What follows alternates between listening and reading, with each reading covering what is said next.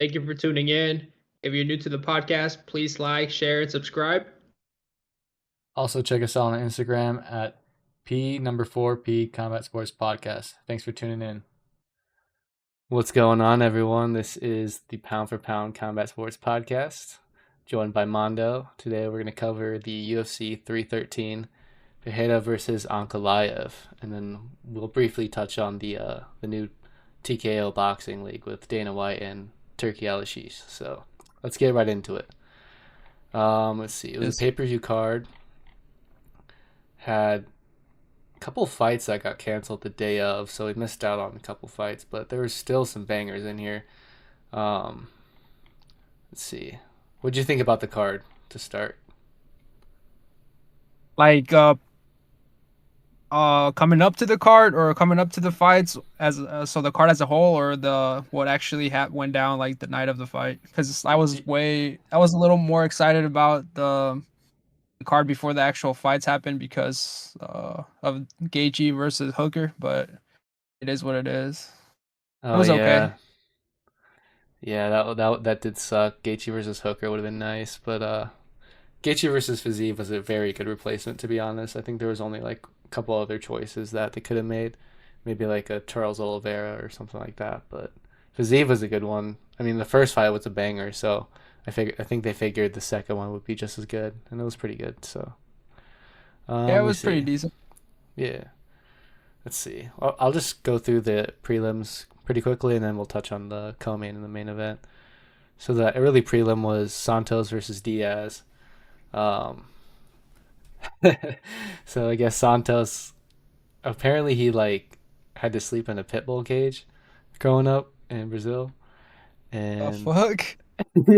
and I probably heard them say that like 100 times. So I was like, damn, they're kind of doing this guy dirty. But then I was like thinking, I was sitting there watching, I was like, wow, this is so ironic because he's literally fighting in a cage for a living. Oh, that That shit made me hit. laugh. Yeah. But anyways, Got no. Santos looked insane for that first round, and then just slowly tapered off, and kind of I think he probably had like an adrenaline dump because Diaz. I mean, he didn't like completely fall off, but Diaz definitely took over after the second round. I mean, the second round was close, but the third round was definitely Diaz. So I think Diaz winning that was fair. Then we had Myron Santos versus Marshall.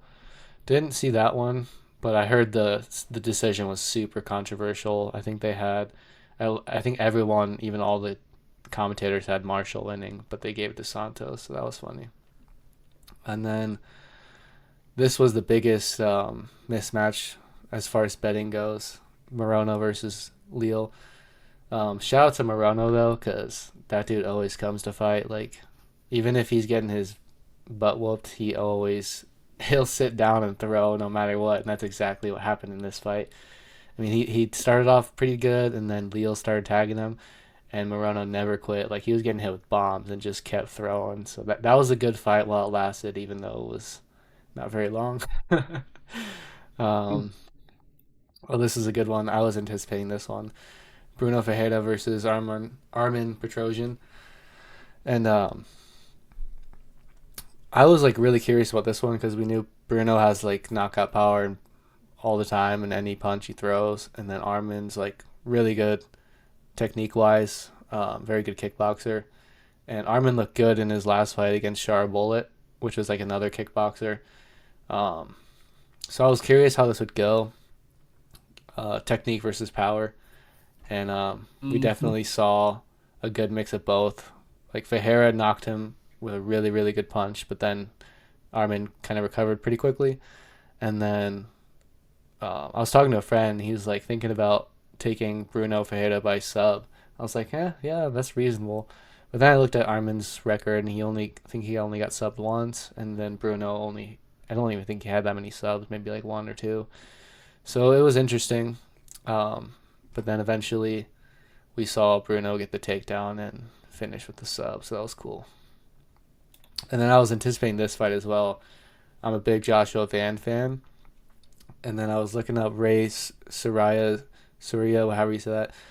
I was looking up Ray's previous fights, and he he's very predictable, right? The fight, as soon as the fight starts, he'll shoot for a takedown immediately. So I was like worried that Ray would take control early and just kind of, classic wrestling versus striker. But then I was like immediately surprised at how strong Van was.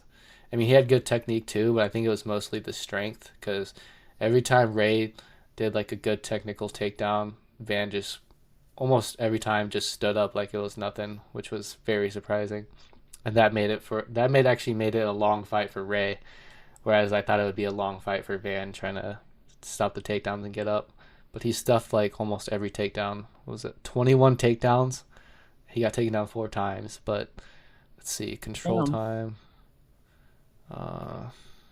I guess they don't have control time on here. I don't think he had. I don't think Ray had very much control time besides like one takedown where he had Van and like a almost like a bulldog choke or like position like that. But yeah, shout out to Van. I think he's gonna be a top contender soon because I mean, if a grappler can't take him down, hold him down, it's gonna be Van on the feet all day. Then we got King Green, Bobby Green, Yeah. versus Mauricio Rufy, and this was another big mismatch in terms of betting. But um, man, I thought I thought King Green would make it past the first round just because he's a good striker. But it was I mean, I guess sometimes when you get hit with a spinning wheel kick, there's really not much you can do. um, Yeah, it was a nice little setup. yeah. What do you think about Bobby Green and his little style where he keeps his hands low?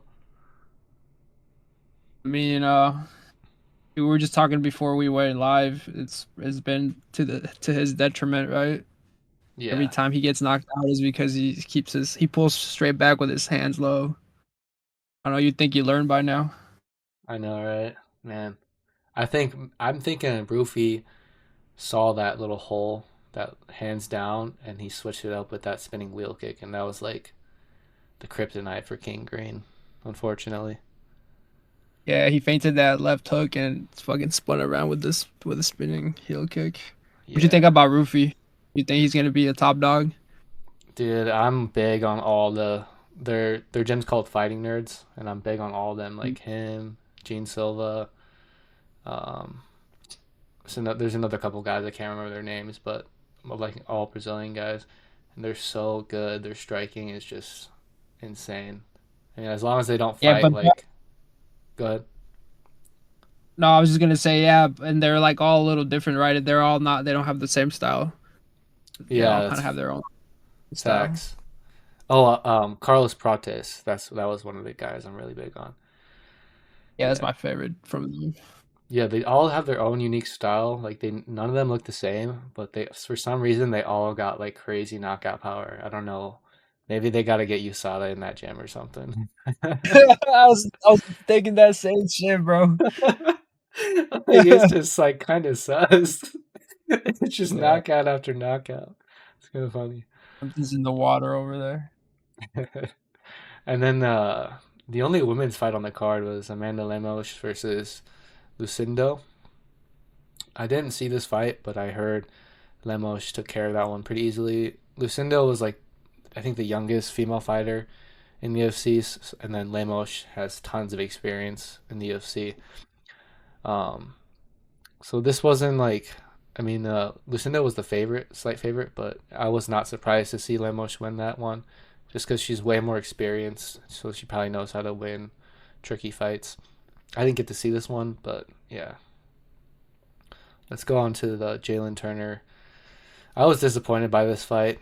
Um, I was expecting, a good 3 rounds. I didn't think Turner would get caught up in anything. Turner's good all around. And then Bahamondes. I don't know too much about him. I know he's really good, but he's still kind of relatively young in his UFC career. Mhm. But man, it was a quick sub by Bahamondes, so that was unfortunate. I wanted to see a 3 round banger, which it could have been, honestly, if it didn't go to the ground. It was looking like it was about to be, but. And then we saw Jalen Turner trying to retire in the cage, and then his corner or someone hit close to him was like, "No, don't do it." and then Really? 'Cause he's still kind of yeah, young, no? yeah. I mean, he's not old, but he's had quite a few fights in the UFC. So I think he's just kind of. I'm guessing he's just kind of burnt out. I wouldn't be surprised to see him come back maybe in like a year or so. So Yeah, maybe take a break. yeah, and I mean he's what he's like 6'3", fighting at lightweight. I think he just needs to take a year, put on some weight, and just move up. Honestly, Oh, yeah, because that's a good idea. yeah, 'cause he's just like I'm sure that weight cut's not easy, and then um, the lightweight division also is just so stacked. Hell yeah, that's facts. And then now onto the co-main, Justin Gaethje versus Rafael Fiziev. This was a this one delivered. Um, except I think Gaethje did even better than a lot of people expected because Fiziev was actually the favorite somehow. I thought Gaethje should have been. I mean, it was a pretty tight line, but still, considering Gaethje won the first fight, I would have expected this to be um, Gaethje as the favorite. But what do you think about this fight? Yeah, I don't know where they pulled those odds from. Probably their ass, but uh, it's because Gaethje lost his last fight versus Max Holloway. Doesn't make Fiziev the favorite in my eyes. But Yeah, yeah, he was like you said. We wanted to see Dan Hooker because he's been on one lately, but Fiziev was a nice little replacement. He always comes with that aggressive Muay Thai type of style. Um, I don't know. I kind of wish he. Nah, I'm not gonna even say that because he did like try to. He wasn't fighting too defensive. He was actually trying to go forward and stuff. But I think Gaethje just has. He got a lot of power. He got a good chin. He's overall, physically stronger maybe. But even Fiziev looked pretty good though too. yeah. Fiziev's always game. Like his striking is just so pure. But when you're fighting someone like Justin Gaethje, who's like kind of unorthodox almost, sometimes like it's hard to use the more traditional striking, which I think Fiziev's pretty traditional. But man, Gaethje's leg kicks and his punches are just so there's just so much power behind them. It's like he really makes you adjust your style, and I think Fiziev probably just couldn't figure that out. And he got dropped too, so that was a determining factor. Yeah, yeah, that's true. Man, that uppercut, dude, holy cow. That was Yeah, disgusting. it was a really short, nice little uppercut. Mm-hmm. So what do you think? You think Gaethje deserves a title shot? Go straight for the title shot, or you think they're gonna give it to Taporia now that he vacated and moved up, or you think Gaethje's fighting Taporia? What do you think the move is? Um, I think Gaethje versus Topuria makes more sense. I mean, I think if he never fought Max Holloway, sure, he deserves a title shot. But it's like I think everyone and their mother knows how that goes. I think Makhachev takes him down and subs him in like easily, just like the Habib fight Yeah, went. So it's like, yeah, yeah. man, it's like it's hard to pick any guy that's just mostly a striker to fight Makhachev because we already know what Makhachev's gonna do. It's like and given that Habib already fought Gaethje, we already know that Habib's pretty much Makhachev's head coach. We already know the game plan for that. I think maybe if Habib wasn't coaching Makhachev, it would be a more fun fight, kind of like the Volk versus Makhachev, the first one. But Uh, but yeah, since Habib's in his corner now, it's yeah, we already know how that one goes. So it's hard to say. But if Gaethje fought Topuria and won, then 100%, no matter how that fight goes, he should get a title shot. yeah, because what was the other guy? Fuck the guy that just pulled out versus Makhachev in their last fight. Um, what was that? He like sprained his back or whatever. Oh yeah, Arman Surukian. Arman Yeah. Surukian. Oh, is he next in line, or are they gonna bypass or Charles gonna bypass him straight to Makhachev? So immediately after that card that he pulled out of, Dana White said they're not looking to make the immediate rematch, which makes sense. Like if you pull out of a fight like that, it's like kind of hard for the promotion to want to give you immediately that fight back because he kind of screwed them over.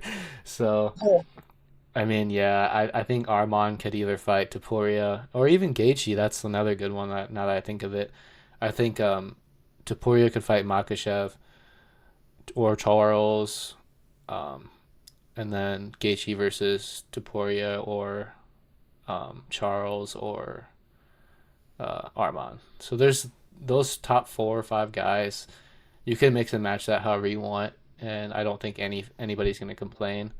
But I definitely would rather see Makhachev versus Topuria or Makhachev versus Oliveira or Arman. But I guess Arman's not getting it, so that's not really in the picture as of now. Shit, watch Taporia fight Holloway, but now in 155. Oh man, yeah, I don't even want to see that. I think low key Yeah. it would be a great fight, and I think it's a different fight at lightweight because Max isn't cutting all that weight. I think his chin would hold up better, but I just don't want to see that right away. I want to see maybe Max fight. They could even make Max versus Justin rematch and make that number one contender fight, or I'd like to see like Max versus Charles Oliveira or someone. I just don't want to see Max get possibly knocked out again right after he just did. So You got a little yeah, PTSD. yeah, because I'm a huge Max Holloway fan. I did not like because I never see Max has never been knocked out, so it's like yeah, that's crazy. Yeah, his eyes were rolling back a little bit. Mm-hmm. Now let's go to the Man, main this event. I was Man, so crazy watching the fight. dude, didn't I tell you how that one was gonna go? Yeah. Before this fight started, I knew exactly how it would go. Just to preface, like before the fight, everyone's thinking like, oh, it's Pereira, like the knockout artist, blah blah blah. Like I'm a huge Pereira fan too, and I want to see him knock people out. But I before this fight, I knew that they would be too timid, both guys. Ankalaev, well, actually, Magomed did surprise me. He was not nearly as timid as I thought he would be, and Pereira was way more timid than I thought he would be. But I did think both guys would fight in a way to protect their bottom line. So I thought Pereira would be more cautious than he usually is, just so that he doesn't get taken down, and that's what we saw. Except he was way more cautious than I thought he would be. And then Ankalaev, I thought he would be way more cautious on the feet so that he couldn't get caught. And he actually was a lot more aggressive than I thought he would be. But overall, they both were a little bit too cautious to make any very risky moves, which is exactly how I predicted the fight going. Um, but yeah, overall, it was a decent fight. I just think. Actually, let me get your thoughts first. What do you think about the fight? Hmm. At first, the first round, that's the only round I gave to Pereira because he was like, he was setting up the game plan of kicking the legs, but nothing. Ankalaev, he pretty much he didn't. You didn't see him hurt at any point due to the leg kicks. Um, but after the first round, I give every single round to Ankalaev, man. I don't know, Pereira. It seemed like Ankalaev was the one with the power. You know, Facts. I Yeah. never seen Pereira move back like that before. Yeah. And he got clipped. I think in like the middle rounds. Yeah, he did get clipped. Yeah, he kind of stumbled. Mm-hmm. Um, I thought so. You had 4-1. I think it was at least 3-2. I think I gave. I don't know which round I gave Pereira. Probably it was probably one, and then I think the fifth round I gave to Pereira because the way he came out in the fifth round was completely different than all the other rounds. Like you could tell in that fifth round, he knew he was down and he had to make something happen, and he just all of a sudden was on the front foot, super aggressive. And I think if he had done that sooner, at least in the judges' eyes, it would have looked better. So he maybe would have stolen another round. But those middle rounds he did not look. He was fighting on the back foot and just was not throwing enough strikes. It seemed that way at least. It's hard to remember Yeah. exactly, but And I know like Pereira has a lot of defensive deficits and whatnot. Like remember when he fought Khalil, like, and we were saying that, or yeah, we were saying that like it seemed like he could have finished him way faster if he had better shot selection. Sometimes I feel like he's not, the openings are there, but for whatever reason he's not committing to the openings.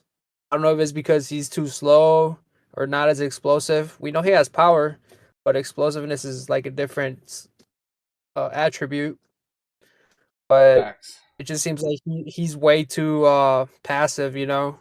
Like he's Yeah, waiting and waiting, waiting, and the openings are there, but he's just not going for them sometimes, it feels like. yeah, that's true. One thing I was surprised though was the fact that Ankalaev could not take Behar down. It says 0 and 0 for 12, which is like pretty crazy honestly because we've seen in the past anybody that's tried to take Behar down, like it's not like easy or anything, but they've had pretty decent success. Like Jan Blachowicz took him down. Even Adesanya, who's a kickboxer, was able to take him down. So the fact that Ankalaev um, wasn't able to, which is pretty impressive. But at the same time, Ankalaev's not really a takedown artist. He's more of a stand up guy. But I think that that part of the training leading up to the fight is what kind of screwed over Pereira because I think his mind was so focused on the takedowns, and you could see that because he was able to defend them all. I just think that his mindset going into the fight was completely opposite of what he's used to. So I don't think Mm, he ever was able to get comfortable in the fight, which is why we saw him up until that fifth round where he's like, "F it, I got nothing to lose," which is kind of what we saw because he does his best work when he's pushing forward and he's got like that intimidation factor. But when you got him yeah, going backwards, he can definitely be susceptible to like shots getting through. Like we saw that with Khalil when Khalil pushed him back. We saw it here in this fight, Magomed. When Magomed was pushing Pereira back, he was landing a lot of shots. So yeah. I don't know. He just, and it seemed easy too, you know. Like yeah, he didn't change. Pereira didn't change anything about the way he was standing, the way he was guarding, nothing. yeah, He didn't make made zero adjustments until the fifth round. He just pushed a little harder because he had to. But he just put applied pressure, but didn't actually make like technical adjustments. yeah. I think I think his style is so much based on pulling and weaving shots and throwing counters, but the counters just were not there. Like you see him training and like sparring, it's he's always slipping in an immediate counter, and that's when he does his best work. Like against Khalil Roundtree, when he was landing all of his best shots, it was pull counter, and against Magomed, it was like almost none of that. It was like he would pull back and then just keep pulling back all the way up into the cage when he had nowhere room to pull back or slip. So Yeah, yeah, it was tough. I think in the next fight he's got to just commit. Like even if he goes down in a round or two, he's got to just be like, okay, I just need 3 rounds. I'm gonna just commit to these counters, and if I get taken down, he's got to figure out a way to get back up. Because if he can't counter, he basically can't score too many punches, essentially. yeah. And he's got to work on his defense and countering going backwards. Like you got a long ass reach, you got to be able to fucking counter going backwards. You know, because he's Mm-hmm. good at slipping and shit while he's applying pressure, like pulling while going forward. True. But god damn, you know, like I mean, they Yeah. they do say that you're always learning, you know. So hopefully Yeah. he takes this as a lesson and works on that shit.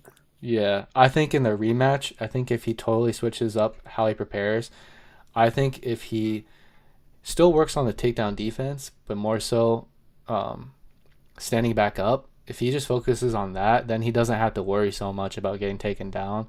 Because if he can not worry too much about that and just let his hands go, he'll score enough on the feet to where he'll win the round, even if he gets taken down once or twice. As long as he doesn't just accept being down and for a whole round. You know what I mean?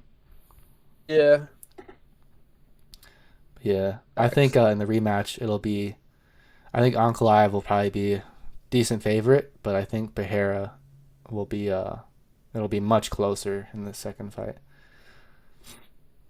Is it going to be an immediate rematch, or they haven't said anything about Yeah, it? they asked Dana about that, and he said he definitely deserves the immediate rematch, but obviously they don't make fights on the night of that fight. But I think yeah, it should be immediate rematch. Yeah, I think so too. And then we'll probably see another one after that, unless a contender puts on a really good performance. But I mean, all the other contenders, Alex has already kind of taken out. Yeah, they're all been lapped by both of them. Yeah, let's look at the rankings real quick. Yuri, no. Jan, I guess Jan's hanging around. Jamal, no. Rakic already lost to. Oh, Olberg is up. Oh, they gotta make Olberg versus Roundtree, #1 contender. I think Hill and Roundtree they're fighting, right? That should Oh be a yeah, pretty you're right. decent You're fight. right. Yeah, that is. So I guess Olberg will have to fight someone else, maybe like a Jan Blachowicz or Rakic. That would be nice.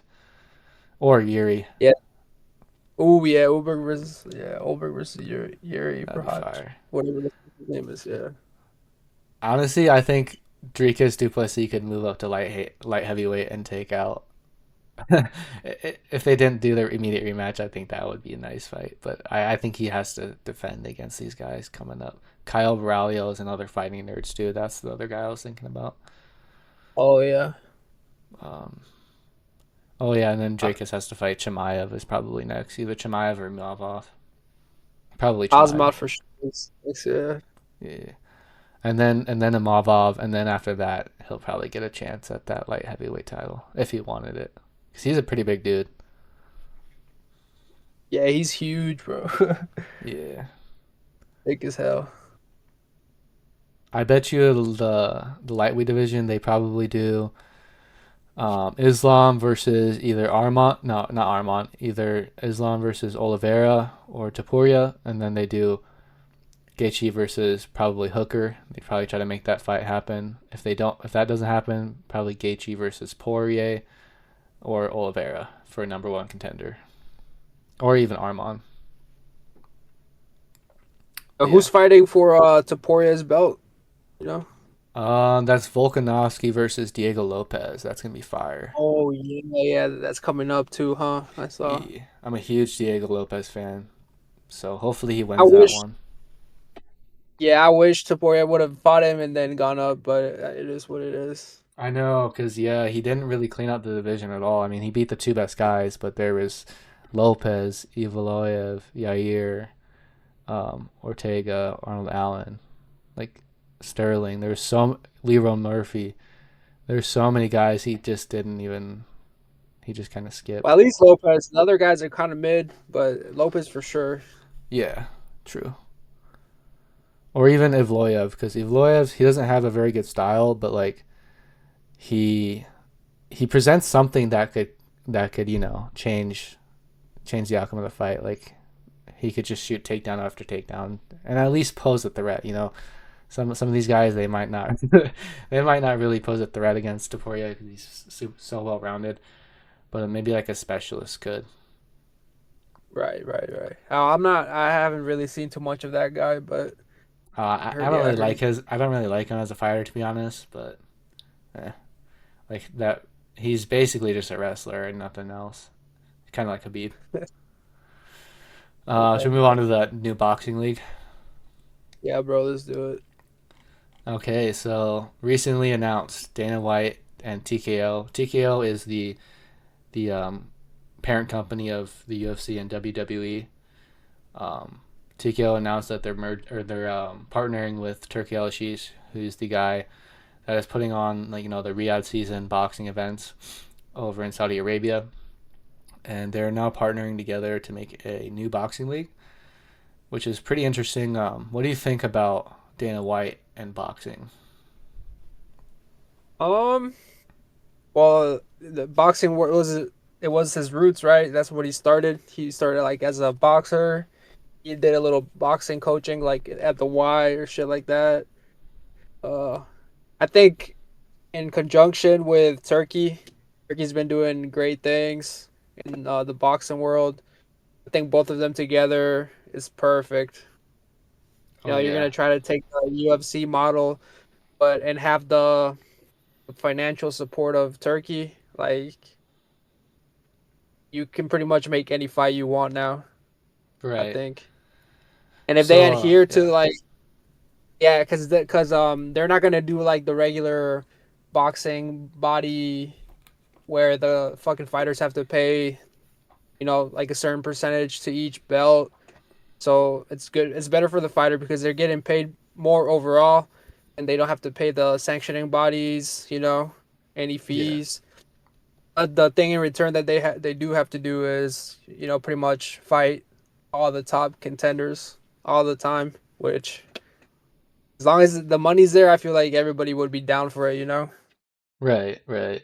Yeah, I did notice it was funny. Canelo was doing his face off and WBC was there. He was gonna hold the WBC belt, and Turkey was like, "Nah, get that out of here." Turkey had his little like his little Riyadh season belt, and then the Ring magazine, and he's like, "No, no other belts are getting up on the stage." It was so funny, but Yeah, they got to take it back to that one belt era. yeah. I'm curious how this goes though, because they were asking Dana about like, is he gonna be like competing with like Top Rank and PBC, whatever the other promotions are, and he was kind of like, no, like I think I'm gonna just do my own thing, kind of. It sounded like what he wanted to do was build it from the ground up. So I don't know if he's interested in making the super fights or if he's just trying to start his own thing, like build fighters up, kind of like he does in the UFC. He takes in these guys, he builds them up, and then he makes them world championship fighters. Whereas like um, Turkey is more interested in just taking all the top fighters and making big super mega fights, which realistically probably isn't that profitable in the long run because you're dishing out 20 million here, 20 million there. Whereas I think Dana is trying to make it like the UFC, where like you come in here, you get 20,000 to show, 20,000 to win, and if you make it to the Yeah. belt, that's when you make your money, which is what it sounds like. So I think he's kind of like the um he's exactly what Turkey needs to make it a long term thing, right? Because I think Turkey is just right now he's just trying to invest as much as he can to build up Riyadh season. But I think Turkey's smart and he recognizes that if he wants to make it an actual business, he's got to have some sort of way to make fighters, build them up, and then pay them when they reach the top of the level. But who knows? Like I don't know. It sounded like Dana wasn't really sure exactly how it's gonna work. It sounded like he wasn't really interested in just being there for the super fights, which makes sense because that's not really what Dana does. Like that's not what the UFC is. The UFC isn't gonna just go around looking for all the biggest fighters and then put them in for super mega fights. They're more interested in making a good card from top to bottom. Well, the UFC doesn't have to worry about that because just based on their brand, they do have all the best fighters. So they do put on all the super fights for super cheap. So they have the cheat code, right? Not in boxing, they're used to all the super fighters get a super purse. But because the UFC monopolized the sport, they don't have to pay out that purse. But I thought I heard, maybe I'm incorrect, but I thought that the first card with the this new promotion or what, I don't know if it's gonna be a promotion, a league or whatever. Ultimately, it's gonna be a promotion company, but they or Turkey said that it was gonna be the biggest fight in boxing history. Did I read that incorrectly or? I didn't see, to be honest, but I wouldn't be surprised if Uh, they did something like that. I don't I know. just I just think what he's more focused on is making cards that are good from top to bottom. Like in boxing, you see like the main event's good, co-main event's decent, but then those prelims are like like super good amateur versus some like um construction worker, It's Yeah. like someone you never seen before. But I think what Dana's trying to do is take in fighters, build them up to where they're not to where they're people recognize their name and they're fighting equal or similar competition from top to bottom where the best fight the Hmm. best at each level, not the best fighting the best only at the top of the card, if that makes sense. Yeah, no, I understand what you're saying. Yeah. That makes sense. Yeah. Because I mean, long term it's like no one wants to see a card over and over where it's just like, I mean, yes, I guess in boxing it works for now, but it just costs so much money to put the only reason we're seeing all these super fights in boxing right now is because Turkey, like 5 years ago, even like 5 years ago, it was like so hard just to make Terrence versus um what's his name, Errol Errol Spence. Spence. Yeah, Yeah. but I think if they did it the right way, you would see Terrence Crawford and Errol Spence, both 10-0, work their way up, and then they fight no problem. You know what I mean? Yeah. I think that's what Dana's Well, trying to do at least. well, I don't know if it'll be like a good format because no, none of the like the top prospects are gonna want to sign. They're all gonna want to go to top rank where they're gonna become champions, unless the unless somehow there's like a ubiquitous thought that the UFC belt is worth more than all the other belts. But I don't know. Boxing's been going on for so long, like with this format, that all the biggest names are over here with these other promotion companies. I don't know if they'll Yeah, want to it did. go. Yeah, And then if Dana has to compete against that, that's kind of a hard thing to do. And I thought that's why Turkey was coming into the picture, so he would pump in some money because I know that it's not a profitable business model for Turkey, but I think virtually his income is unlimited. yeah, I'm just pure speculation here, but I think money is not a thing to him. yeah. That's true. I did see Dana was talked about like bringing back like Tuesday night fights or something, and basically starting over, like trying to make boxing more of a mainstream thing rather than once every couple months you see a big fight. If that makes sense. Kind of like the UFC. You see, you get those pay per views, but then you also get every weekend you get like a Apex fight or a smaller card. I think he's trying to do something like that where it's like you get every Tuesday you get a decent fight, and then like maybe once a month you get the big title fights, something like that maybe. But it is tricky like how they're going to sign the lower level fighters coming up, because I mean, I guess if you sign all the lower level guys and just focus on that and pay them pretty good money, um, maybe that could be interesting. And but then at that point, I don't know how they make those guys fight guys that are signed with like Top Rank and whatnot. Yeah, because then you have to co-promote, and that's where shit gets kind of iffy. That's where all the shenanigans happens in boxing with all these Yeah, co-promotions. yeah. I think we might see. I mean, Turkey's probably still gonna have to run that side of the business where he just brings those guys over for a one fight deal and fights the TKO champions or whatnot. I don't know. It's really, yeah. It's a really a huge. And even it's when they asked him about it, it sounded really cloudy how that's gonna work logistically, but it's very interesting nonetheless. Like with Dana White promoting it and taking it seriously, it could definitely be good. Because I mean, we saw what Dana did with Power Slam. He took something that he made something from nothing, which is kind of funny. So Yeah, so you know how Turkey he pretty much owns Ring Magazine, right? Which is the premier belt in boxing. yeah, It's above everybody else, every other belt.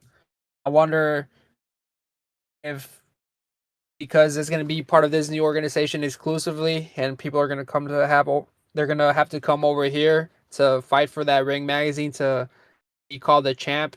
But I feel like the top guys in boxing right now, they're used to making so much money that they wouldn't. I don't. Maybe they will. Maybe some will take a chance yeah, or take a pay cut. They might have to take a chance and a pay cut. But then again, or are they gonna fight over here because these people over here don't have the top dudes. So yeah. I don't know. I mean, It's good. It's this kind of reminds me of like that one time. You remember when PBC got announced when like all the champion, not all of them, but like a ton of champions all signed to PBC, and they did like a big announcement. And they had like all these champions together. Do you kind of remember that? It was a while Yeah, ago.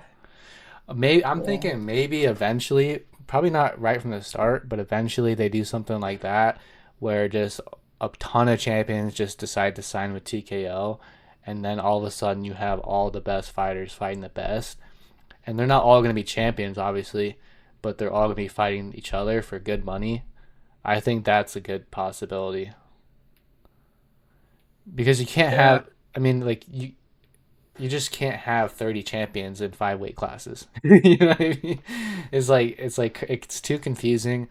It's not it. I mean, yes, it looks cool, kind of cool to have a bunch of belts and whatnot, but it's like the even like them fighting each other was hard, even within their own PBC.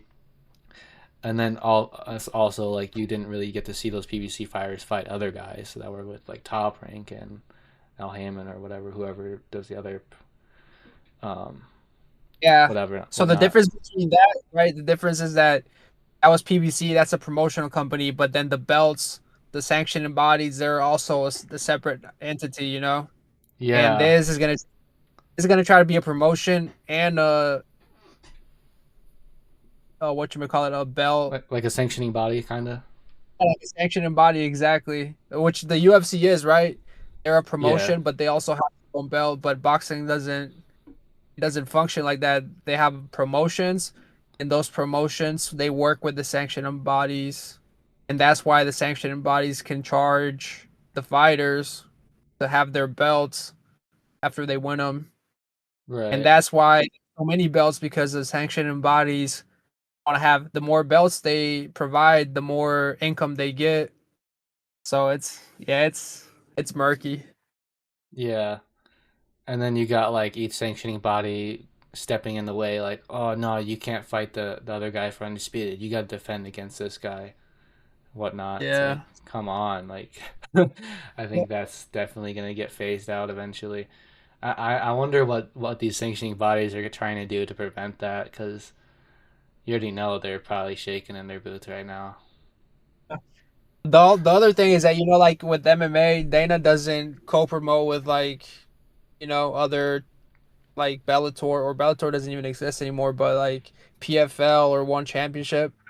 So is Yeah, Dana even going to be able to co-promote in boxing? Maybe because it makes yeah, more money than he might be, but I'm not sure. That's another good question, because if he hmm, doesn't co-promote, then he's not going to get any of the top fighters on his shows. yeah, yeah. The whole co-promotion thing's so confusing because you've got or you got several promotions with their fighters, and then you got each promotion trying to bid for the TV rights or the streaming rights, and then whatnot. The whole thing is so many layers of confusion that I can't even like process how. You I know what I know, mean? man. Yeah. But yeah, I mean, yeah. Is there anything else you wanted to cover? No, that's pretty much it. We're just left in confusion here. We're trying to break this down. Well, Yeah. essentially, I think what Turkey's dream is to have one, like have no other promotional companies, or maybe I don't know.